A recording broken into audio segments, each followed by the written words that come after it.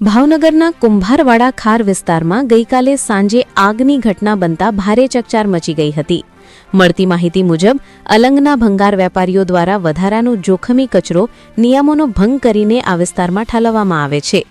આ જ કચરામાં અચાનક આગ લાગતા ભારે ધુમાડા સાથે આગ ફાટી નીકળી હતી। આ દરમિયાન કચરામાં રહેલા અજાણ્યા રસાયણો કે પદાર્થોના કારણે ભેદી ધડાકાઓ થયા હતા। ધડાકાઓ એટલા જોરદાર હતા કે આસપાસના વિસ્તારમાં ભય અને અફરાતફરીનો માહોલ સર્જાયો હતો। મોટી સંખ્યામાં નાગરિકો સ્થળ પર દોડી આવ્યા હતા, જ્યારે લોકો ઘરમાંથી બહાર નીકળી સુરક્ષિત સ્થળે પહોંચવા મથામણ કરતા જોવા મળ્યા હતા। ઘટનાની જાણ થતાં જ ફાયર બ્રિગેડનો કાફલો તાત્કાલિક સ્થળ પર દોડી ગયો હતો અને ભારે મહેનત બાદ આગ પર કાબૂ મેળવવામાં આવ્યો હતો। સદનસીબે કોઈ જ જાનહાનિ તો નોંધાઈ નથી, પરંતુ આગના કારણે આસપાસનું વાતાવરણ પ્રદૂષિત બન્યું હતું। આ સાથે પોલીસ પણ ઘટના સ્થળે પહોંચી હતી અને કાયદો અને વ્યવસ્થા જળવાઈ રહે તેની કાળજી લીધી હતી।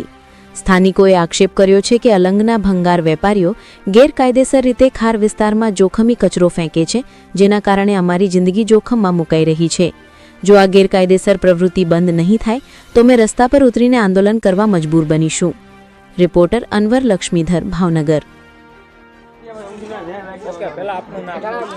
મારું નામ વિષ્ણુભાઈ મહેન્દ્રભાઈ કુશવાહા।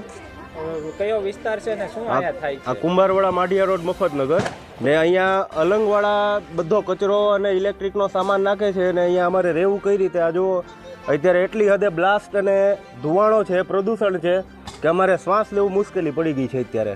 અહીંયા અવારનવાર આ કચરો નાખી જાય છે? હા, અવારનવાર અહીંયા તમે જ્યાં લગી નજર મારો ત્યાં લગી તમારે અલંગનો કચરો અને કબાડ જ દેખાશે, એટલું પ્રદૂષણ જ છે અહીંયા।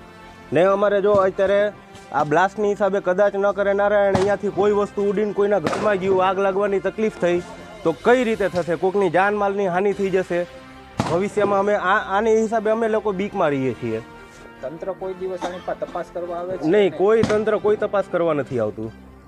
આ બનાવને લઈને તમે કોઈ દી રજૂઆત કરેલી છે? રજૂઆત તો અમે લોકોએ કોઈ આમ કરેલી છે। આપણે એક ફેરી કરી હતી ને, એક ફેરી કરી હતી, અમે પોલીસ ફરિયાદ કરી હતી, પણ ત્યાર પછી થોડાક ટાઈમ માટે અહીંયા કચરો બંધ થયો તો એ પછી ફરી પાછો ચાલુ થઈ ગયો। આજે અત્યારે બ્લાસ્ટ થાય છે, શેનો બ્લાસ્ટ થાય છે?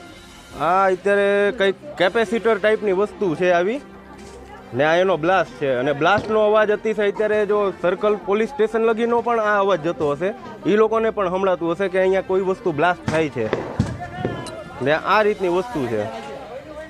આ અમારા ઘર બાજુ ઉડીને આવે છે। આ